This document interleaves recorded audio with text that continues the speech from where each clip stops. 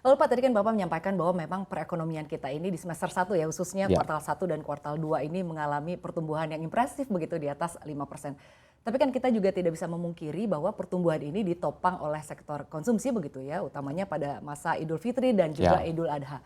Menurut proyeksi Bapak sendiri untuk kuartal 3 dan kuartal 4 ini akan seperti apa Pak pertumbuhan ekonomi kita?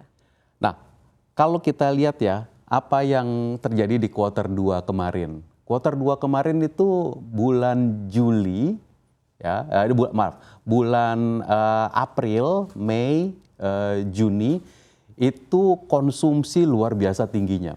Eh, saya senang sekali melihat angka konsumsi 5,5% itu luar biasa. Dan itu footnote lagi ya, itu di atas konsumsi tahun lalu Q2 kita yang juga tinggi. Ingat ya, tahun lalu Q2 kita adalah 7% lebih pertumbuhan ekonomi. Sekarang kita 5,4% di atas 7% yang tahun lalu. Itu kan berarti tumbuhnya cepat sekali. Karena apa? Satu tentu karena konsumsi. Konsumsi kita itu selalu merupakan 56% mayoritas dari PDB kita. Jadi PDB kita itu mayoritas konsumsi. Jadi kalau bayangan kalau masyarakat itu tidak konsumsi, ya PDB kita itu ya anjlok atau pertumbuhannya itu tidak tinggi. Itu yang terjadi di 2020 dan 2021. Jadi kalau kita lihat konsumsinya tinggi, kita senang. Artinya kegiatan belanja sudah terbuka. Kita di kuartal 2 kemarin ada mudik Lebaran yang juga sangat baik sekali, lancar, tentu didukung oleh infrastruktur yang baik, harga BBM yang juga relatif murah, tidak ada kenaikan. Meskipun harga di luar negerinya gonjang-ganjing, tapi di dalam negeri harga BBM-nya stabil, kita buat stabil. Jadi kita ingin dorong terus konsumsinya ini. Ke Q3 dan Q4, ini adalah fundamental yang baik di semester 1. Ya kita lihat deh, kalau estimasi kita moga-moga pertumbuhan ekonomi Indonesia tahun ini masih bisa di sekitar 5%, 5,2% secara keseluruhan. Moga-moga ini menjadi fundamental yang baik karena tahun depan kita memang akan menghadapi volatilitas yang lebih tinggi. Ya mulai sekarang pun volatilitasnya udah lebih tinggi, tapi fundamental semester 1 kita sangat baik. Moga-moga jadi fundamental yang baik. Baik Pak, lalu pandangan Bapak terkait kondisi dari APBN kita begitu Pak di semester 1 khususnya menghadapi harga pangan dan juga energi begitu Pak. Seperti apa Pak sebetulnya? Nah, kalau kita lihat angka inflasi, maka angka inflasi kita itu sangat terkendali, saat ini 4,9% ya.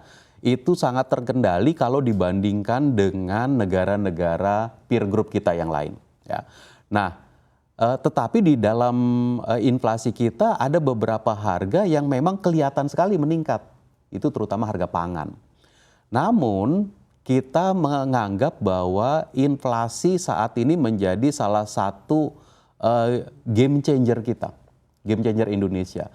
Kita harus bisa menjaga inflasi itu jangan naik dulu terlalu cepat, supaya apa? Supaya pemulihan ekonomi itu bisa berjalan sepanjang mungkin.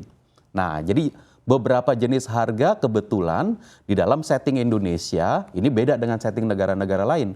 Di dalam setting Indonesia, beberapa harga, terutama harga energi, itu harganya ditentukan oleh pemerintah. Paling tidak untuk beberapa komoditas yang sangat basic, ya, listrik, lalu juga LPG, terutama yang 3 kg, bukan yang 12 kg, yang 3 kg. Listrik, LPG, dan juga BBM, terutama yang Pertalite, yang merupakan konsumsi banyak sekali dari masyarakat. Kita putuskan tahun ini APBN akan membuat harga-harga tersebut kita stabilkan. Artinya jangan naik. Tapi harus ada yang bayar. Ya kan? Kalau karena harga di internasional itu meningkat, pasti harganya sebenarnya meningkat, harga dalam negeri juga meningkat, tapi pemerintah memutuskan kita bayar, namanya membayar subsidi dan kompensasi. Nah, kita bayar sehingga kita ibaratnya itu ya, ini inflasinya kita beli.